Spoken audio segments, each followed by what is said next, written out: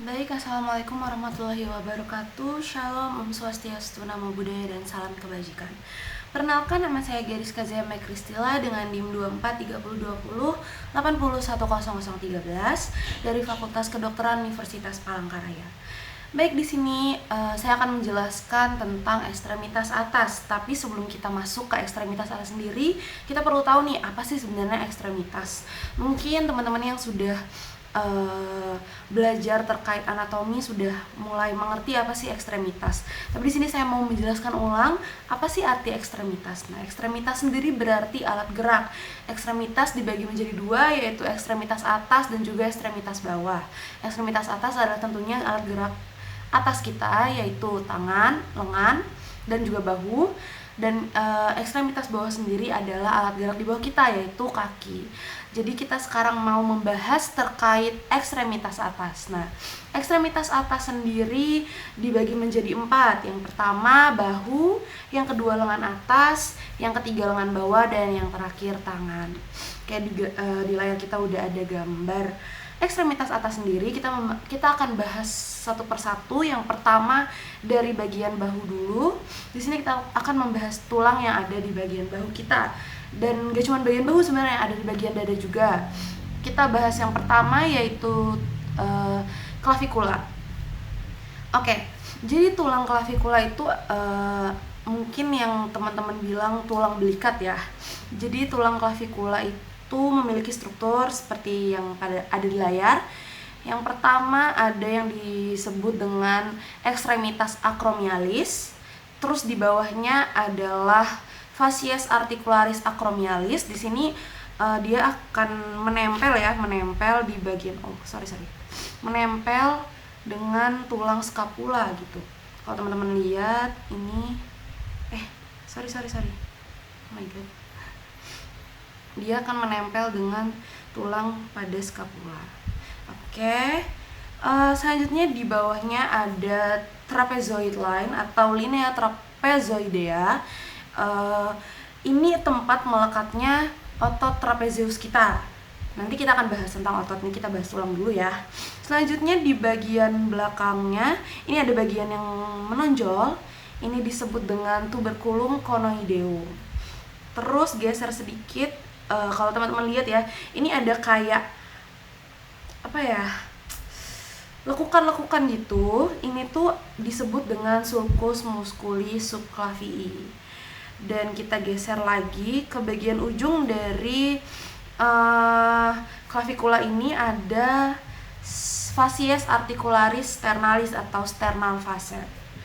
Oke, di sini yang paling ujung di dekat sternal facet tadi ada disebut dengan sternal end atau ujungnya, yaitu ekstremitas sternalis. Dan yang di bawahnya ada tuberositas costalis. Kenapa disebut dengan tuberositas costalis? Karena dia berdekatan dengan tulang costa kita atau tulang yang bisa kita sebut tulang dada. Oke, kita lanjut ke tulang scapula. Scapula ini mungkin teman-teman udah banyak yang tahu juga ya tulang scapula ini apa. Kita langsung aja bahas tulang scapula ini lebih merinci ya. Ini kok nggak bisa ya?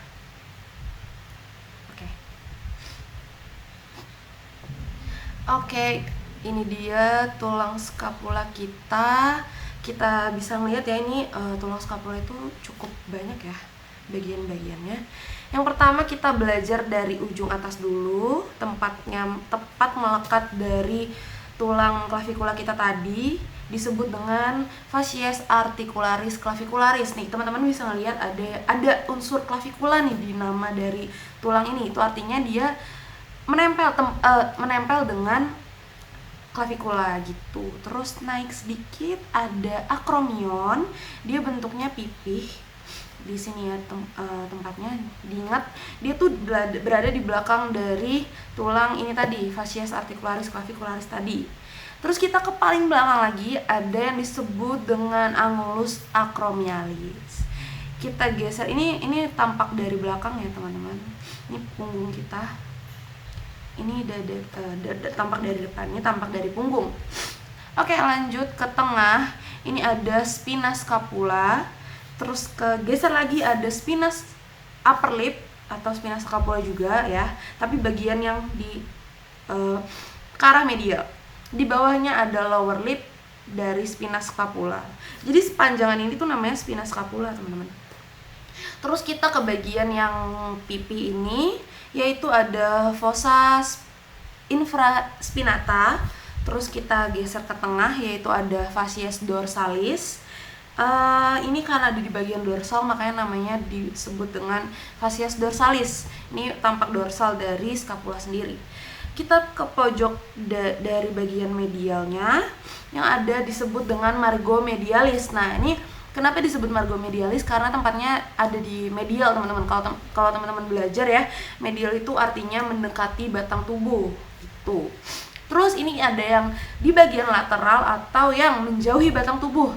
Ada yang disebut dengan margo lateralis. Nah, ini sesuai aja sih namanya. Kayak kalau dia arahnya medial, margo medialis. Kalau arahnya lateral, margo lateralis. Jadi gampang aja ya ngehafalnya. Oke, terus kita lanjut ke paling bawah. Oh my god. Paling bawah dari tulang scapula ini ada yang namanya angulus inferior. Nah, inferior tuh artinya di bawah ya, teman-teman. Jadi tulang scapula ini nggak terlalu rumit ya ngafalinnya, karena cukup tahu aja teman-teman medial, lateral, inferior, superior gitu-gitu. Kita lanjut ke bagian depan. Kita ngambil gambar dari bagian medial dulu, karena di sini ada lekukan. Kita lihat di lekukan paling dalam itu ada namanya fossa supraspinata. Kalau ini tadi spina scapula, jadi sini ada fossa supraspinata. Kenapa namanya supraspinata? Karena teman-teman ingat aku tadi bilang di sini namanya spina. Nah, dia itu berada di depannya spinata. Jadi supra itu permukaan, ke arah permukaan. Jadi dia berada di permukaan, di depannya si spina tadi.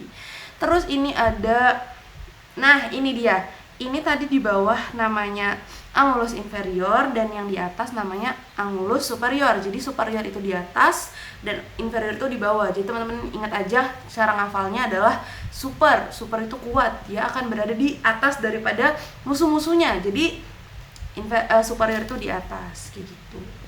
Oke, selanjutnya kalau teman-teman lihat di sini ada lekukan lagi. Ini banyak melekuk-lekuknya ya. Ini disebut dengan incisura scapula. Jadi incisura sendiri artinya adalah lekukan.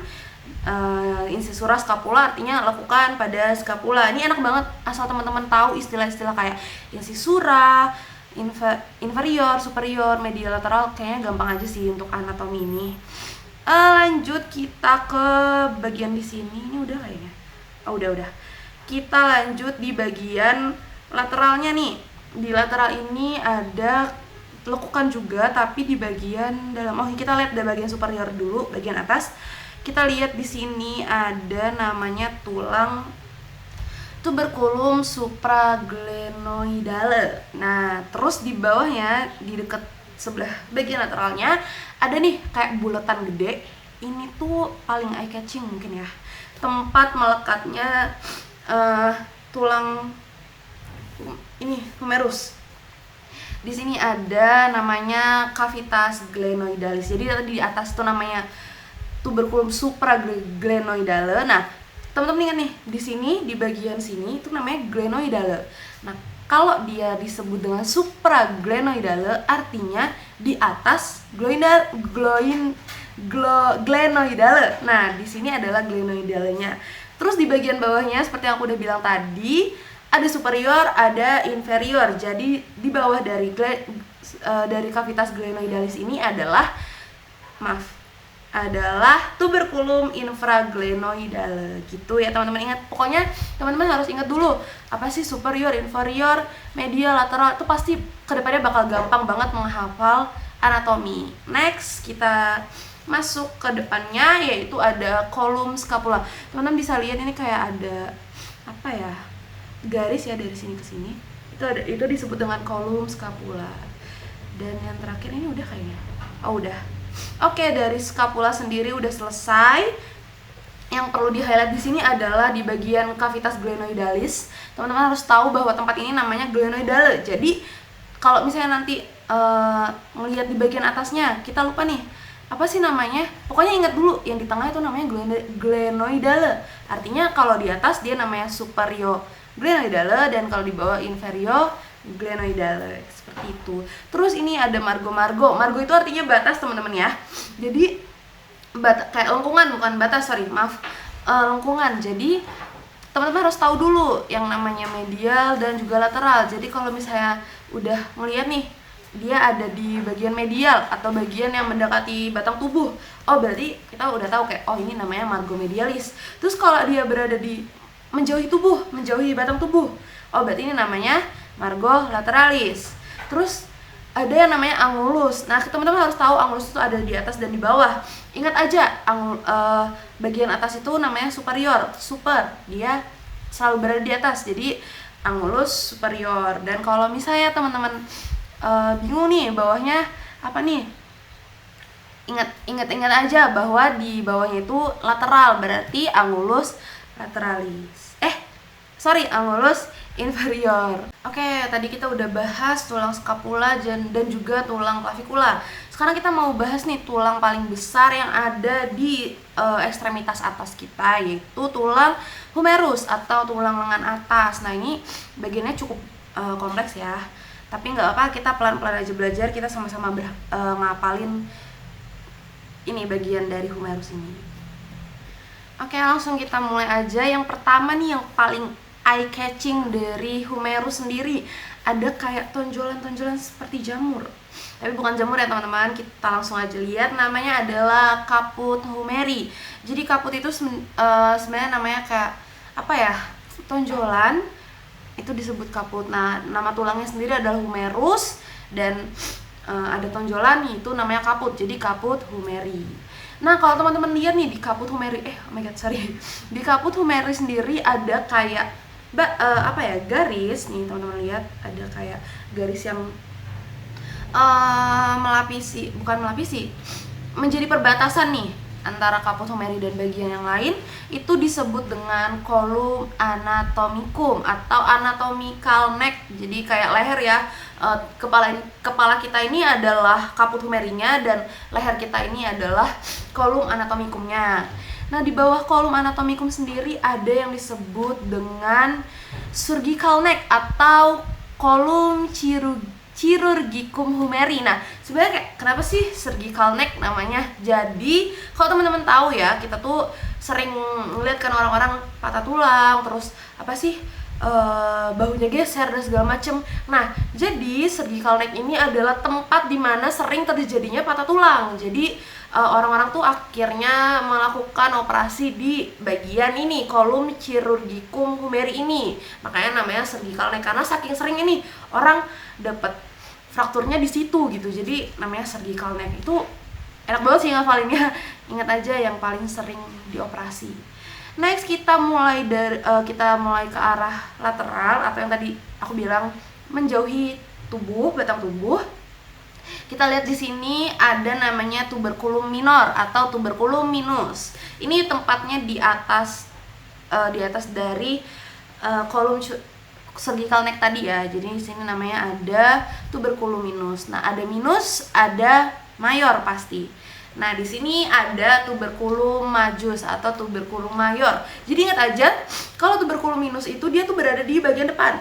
Sedangkan kalau ke belakang dari arah punggung, kalau teman-teman lihat dari arah punggung nih, ada namanya tuberculum mayor. Jangan ketukar ya. Minor itu ada di depan, mayor itu ada di belakang. Gitu. Terus kalau teman-teman lihat nih, ada kayak cekungan atau perbatasan di antara tuberculum mayor dan minor tadi. Ini disebut dengan sulcus intertubercularis. Nah, apa sih maknanya dari sulcus intertubercularis? Jadi teman-teman perlu banget nih belajar yang namanya bahasa-bahasa anatomi kayak yang aku bilang tadi, lateral, medial dan segala macam. Di sini ada namanya sulcus intertubercularis. Jadi inter itu artinya berada di antara. Nah, jadi lekukan-lekukan ini tuh berada di antara tubercularis tadi, tubercularis mayor sama tubercularis minor. Jadi cara ngingetnya ya kalian cukup mengingat apa sih yang ada di antara dari sulcus ini, yaitu tubercularis. Karena dia berada di antara tubercularis, jadi disebutnya intertubercularis gitu teman-teman. Enak kalau kita ngapal anatomi, enak banget. Lanjut ke bawahnya, ini oh my god susah sekali. Kita lihat di bawah dari tubercularis tadi yang memanjang sejajar dengan tubercularis minor adalah Crista tuberculi minoris. Nah, tadi kan saya bilang satu arah nih sama tubercularis minor. Nih, tuberculi minor satu jalan nih. Satu jalan ke bawah sini ada namanya Crista tuberculi minoris. Jadi kalian cukup ingat bahwa yang ada di situ adalah tuberculi minor. Jadi bawahnya tinggal tambahin lagi Crista tuberculi minor. Ada minor, ada mayor. Ini dia ada Crista tuberculi majoris. Dia sejajar dengan tuberculum mayor. Jadi ngapalnya enak aja nih. Kita lanjut ke bagian dorsal atau bagian punggung nih, arah dari punggung. Arah dari punggung kita ada yang namanya sulcus nervii radialis. Nah, dia kayak ini ya teman-teman, lekukan panjang gitu. Nah, di sini ada yang disebut dengan saraf gitu yang melewati bagian ini. Kita ke bawah lagi ada namanya deltoid tuberosity atau tuberositas deltoidea. Nah, jadi kalau nanti kita bahas tentang otot, ini itu adalah tempat melekatnya otot deltoid atau otot bahu kita. Ini bagian bahu ya, teman-teman. Terus kita ke bawah lagi nih. Kalau teman-teman lihat itu kayak ada lipetan. Ini disebut dengan anterolateral surface atau facies anterolateralis corporis humeri. Lanjut ke bawahnya lagi, ada yang disebut dengan anteromedial surface. Nah, kalau teman-teman ingat ada yang namanya medial dan namanya lateral. Nah, ini adalah medial, di mana dia mendekati batang tubuh, sedangkan yang ini lateral itu menjauhi batang tubuh. Kita lanjut ke penghujung dari humeri sendiri. Ini lumayan banyak ya. Wow. Oke, nggak apa-apa, kita belajar pelan-pelan. Oke, kita lihat dari bagian depannya dulu. Ini susah banget kontrolnya. Kita lihat dari bagian depan. Ini ada sebuah lubang gitu di tengah-tengah banget nih. Disebut sebagai fossa coronoidea humeri atau coronoid fossa. Jadi dia bentuknya kayak cekungan gitu. Dia tuh paling kayak cekungannya tuh dalam banget gitu loh daripada cekungan-cekungan yang lain. Jadi membentuk cekungan seperti mahkota. Jadi ingat aja coronoid fossa atau crown gitu. Lanjut ke sebelahnya ada radial fossa. Kalau teman-teman lihat ya, radial fossa itu dia bentuknya cekungan juga tapi nggak sedalam sama coronoid fossa. Nih, jadi ingat fossanya. Kalau dia dalam coronoid, kalau dia nggak dalam radial. Oke, lanjut di bawahnya coronoid fossa ada namanya trochlea. Nih, trochlea dia bentuknya kayak kotak tapi nggak sejajar gitu loh. Lanjut ini juga ada kayak kaput gitu. Dan ini disebut dengan capitulum. Nah, apa sih kaput? Bedanya kaput sama capitulum. Nah, kaput itu dia cenderung besar, teman-teman. Sedangkan capitulum itu dia kecil. Jadi ingat aja kalau tonjolan-tonjolan itu pasti namanya kaput. Tapi kalau kecil capitulum. Geser lagi di bagian sini ada namanya epicondylus lateral humeri. Nah, kayak yang sudah saya bilang tadi, lateral itu menjauhi batang tubuh. Jadi ini adalah epicondylus lateral humeri. Jadi humerinya yang bagian menjauhi tubuh. Next kita ke sini, ini kayak ada tajam gitu. Dan ini di bagian medial, yaitu epicondylus medialis humeri. Jadi ini medial, artinya mendekati batang tubuh. Oke, kita putar lagi. Di sini ada yang disebut dengan Crista supracondylaris lateral. Baik lagi, lateral artinya menjauhi tubuh. Dan kita lihat dari bagian belakang. Oh, ini ada tonjolan juga ya. Tapi ini bagian belakang, yaitu fossa olecrani atau olecranon fossa. Nah, teman-teman harus tahu olecranon itu apa. Olecranon itu adalah sendi pada bahu kita. Jadi sendi pada bahu kita tuh nempelnya di olecranon fossa gitu. Teman-teman yang ikut Afimsa pasti tahu olecranon. Terus ada di atasnya lagi namanya posterior surface atau facies posterior. Oke. Ini belum ya? Oke, di sini ada Crista supracondylaris medialis. Jadi tadi di sini ada lateral, di sini ada medial.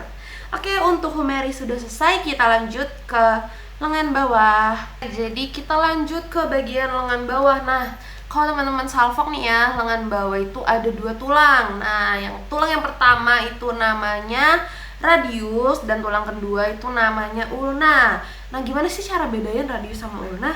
Jadi radius itu adalah tulang yang sejajar dengan jempol kita nih. Kalau teman-teman lihat ya di gambar, ini radius, dia sejajar sama jari jempol kita. Nah, kalau ulna dia sejajar dengan kelingking. Jadi kita mau kupas satu-satu, kita kupas dari radius dulu. Oke, jadi dia tulang radius. Nah, teman-teman kalau kita lihat dari bagian atas nih, bagian superiornya ada kayak mangkok gitu ya.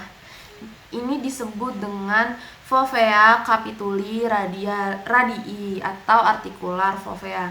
Jadi ini dia bukan berikatan, dia nyambung dengan bagian humerus yang tadi kita sebut dengan capitulum gitu. Jadi dia nempelnya sama capitulum. Oke, kita lanjut. Di sini di bawah dari mangkok tadi, di bawah dari mangkok tadi, ini dari artikular fovea ini ada yang disebut dengan head of radius atau kaput radii. Nah, dia kayak lagi-lagi kaput ya, dia tonjolan-tonjolan gitu. Atau enaknya head of radius, dia bagian kepala dari radius. Kalau teman-teman lihat lagi di sini, bentar, ada kayak lehernya gitu, disebut dengan neck of radius kayak yang udah tadi kita bahas di humerus. Ada kaput, ada necknya. Nah, ini juga ada kaput, ada necknya. Ini disebut dengan kolum. Enak ya, ini neck of radius disebutnya dengan kolum. Oke, kalau ada yang salfok lagi nih sama tonjolan di samping, ini disebut dengan tuberositas radii atau radial tuberosity ya, itu pakai bahasa Inggris. Oke, next ini ada kayak apa ya ini ya? Lekukan. Di bagian dari radius ini kita bahas dulu dari lekukannya. Ini disebut dengan anterior surface. Nah, di bagian depan dari anterior surface ini ada kayak lipetan, disebut dengan margo anterior. Kayak saya udah bilang margo itu batas. Nah, ini adalah margo anterior. Dan di sini ada margo interoseus radii. Ini bagian depannya ya. Kita lanjut ke bagian sampingnya, bagian belakang, sorry. Di sini ada lateral surface atau bagian yang menjauhi, ada fascias lateral radii. Terus di sini ada margo posterior radii. Tadi ada margo inferior, ada margo posterior. Terus ini ada fascias posterior radii. Kita ke ujung dari humerus radii. Oke, kita ke ujung dari radii. Di sini kalau teman-teman lihat ada kayak putih-putih dan ini menonjol. Maksudnya mencekung ke dalam. Ini disebut incisura ulnaris. Nah, radius ulna. Jadi ini tempat di mana radius dan ulna itu bersatu nih. Kalau teman-teman lihat nih, bagian dari ini tadi yang disebut dengan incisura ulnaris, dan ini adalah ulnanya gitu. Jadi mereka nempel di situ. Oke, kita lihat lagi di sini di bagian bawah ada 2 lubang. Yang pertama, ada 2 lekukan. Yang pertama adalah carpal articular surface atau fascias articularis carpi radii atau os lunatum. Dan di sini ada mana ya? Kok nggak bisa?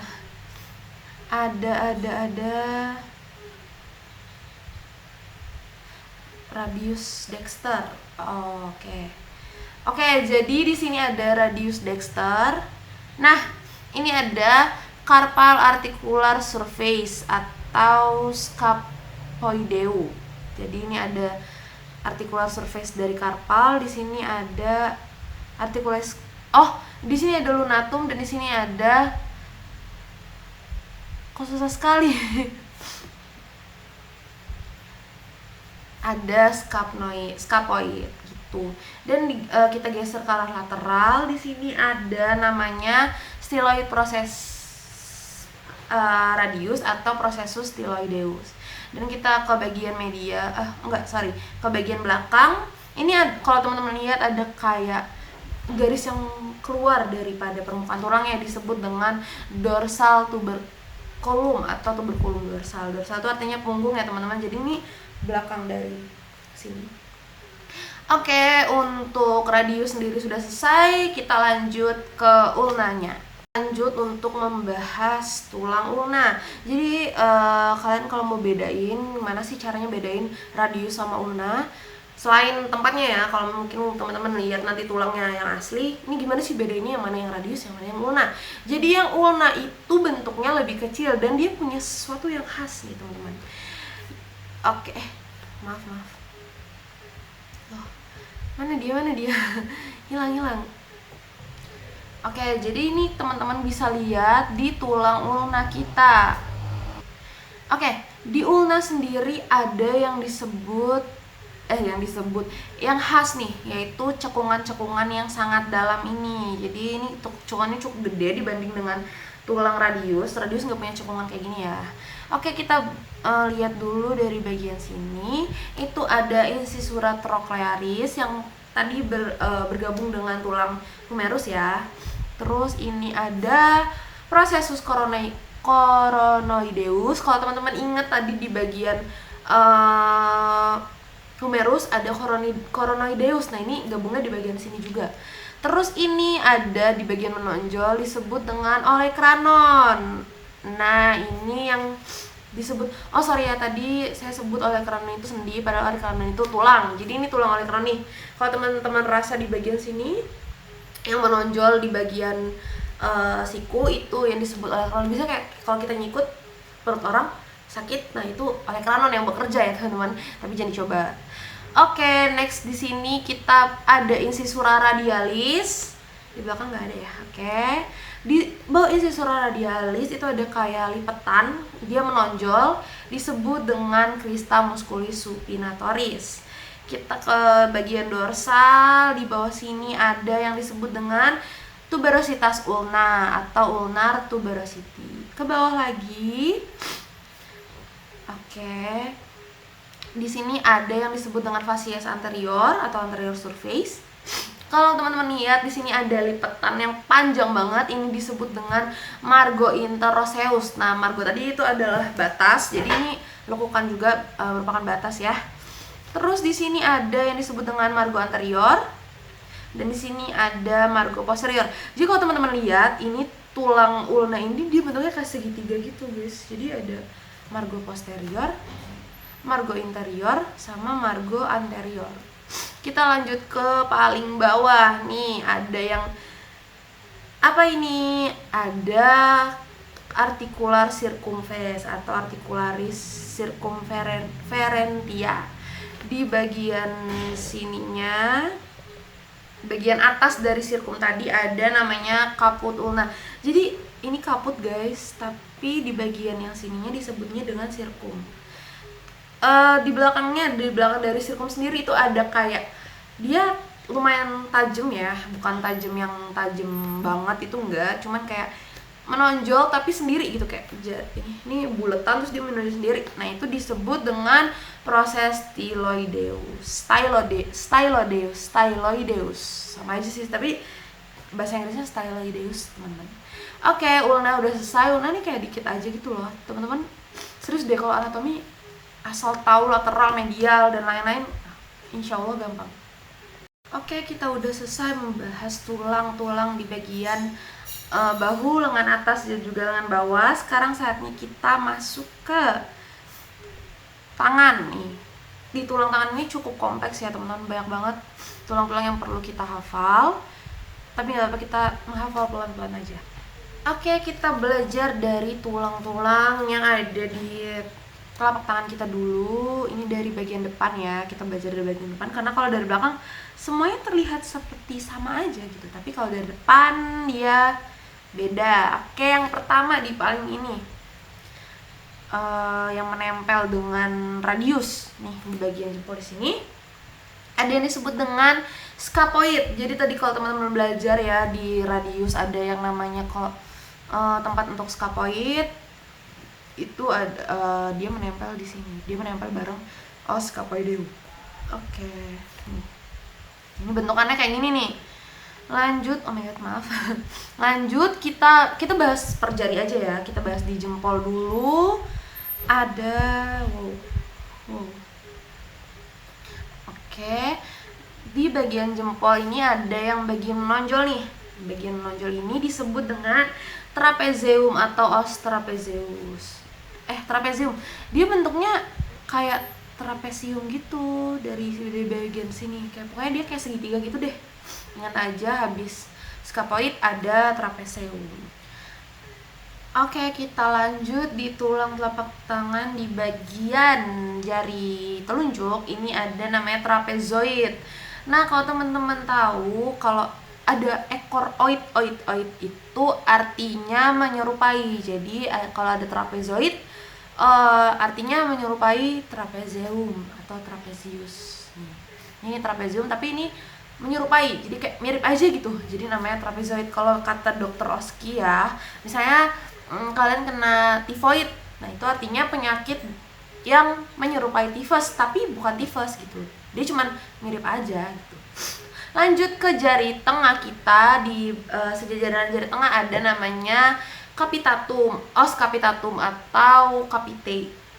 Oke, lanjut di bagian, nah ini di bagian jari manis itu ada yang disebut dengan lunate atau os lunatum. Nah ini tadi di bagian radius juga ada ya, tadi di mention lunate. Nah ini dia nempelnya sama os lunate ini. Geser ke bagian kelingking. Nah ada dua hal nih. Yang pertama yang sejajar dengan lunate ada os triquetrum. Nah di bagian depan os triquetrum ini ada kayak bakso gitu ya, disebut dengan os pisiform. Nah terus ada nih tulang yang menyatukan jari manis dengan jari kelingking, yaitu os hamatum gitu. Jadi ini lumayan banyak ya, 1, 2, 3, 4, 5, 6, 7, 8. Ada 8 tulang yang perlu kita hafal. Tapi gak apa-apa, kita sama-sama belajar menghafal. Oke, di bagian bawahnya udah. Selanjutnya kita akan membahas nih mulai ke arah jari-jari.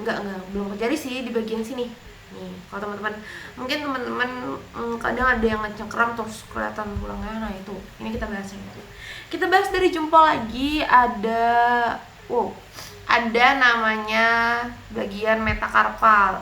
Ini gampang sih, semua bagian ini namanya metakarpal. Jadi teman-teman perlu ingat urutan-urutannya aja. Kalau jempol itu 1, telunjuk itu 2, jari tengah itu 3, jari manis itu 4, jari kelingking itu 5. Jadi enak aja ngafalnya. Jadi yang pertama first metakarpal atau osa metakarpal 1 itu adalah jempol. Ini bagian sini. Sekali sini.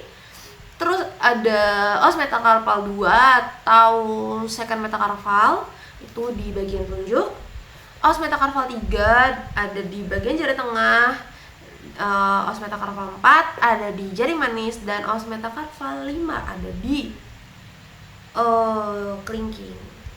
Oke, next. Nah, setelah ada yang disebut dengan metakarpal, naik sedikit di bagian sini itu ada namanya falang. Nah, falang ini dia terbagi menjadi jadi untuk jempol sendiri falang itu cuma ada 2, falang proksimal dan falang distal. Proksimal itu yang mendekati batang tubuh kita, yang mendekati telapak tangan, nih proksimal, dan distal yang menjauhi. Iya nggak sih?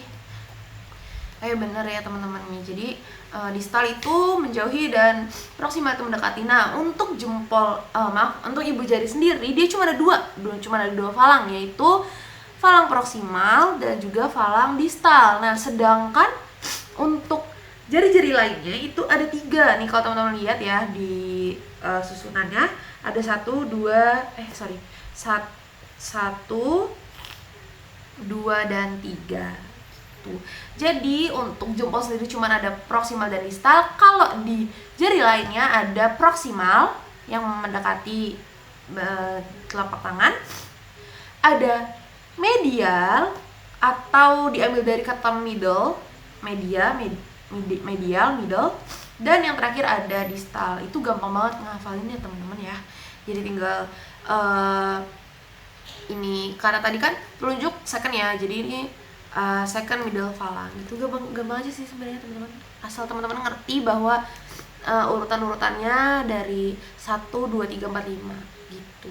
Oke, kalau tadi kita udah bahas tulang, sekarang kita mau bahas nih otot-otot apa aja yang ada di ekstremitas atas nih. Otot-otot ini lumayan susah ya ngafalnya karena ya cukup banyak, tapi nggak apa-apa, kita coba pelan-pelan untuk belajar bersama. Oke, kita mulai dari otot-otot yang ada di tulang scapula dulu. Ini kita coba pangkas dulu. Oke. Di depan, di bagian depan ada namanya musculus subscapularis. Dia nempel di scapula. Maaf, bukan clavicula ya, scapula. Terus di bawahnya ada otot teres mayor. Di belakangnya ada musculus infraspinatus, terus di atasnya ada musculus supraspinatus. Nih, ini sama juga ya kayak yang tadi kita belajar, ada supra dan ada infra. Di bawah dari infraspinatus itu ada otot namanya musculus teres minor. Jadi teres mayor ada teres minor gitu. Ini gampang aja sih.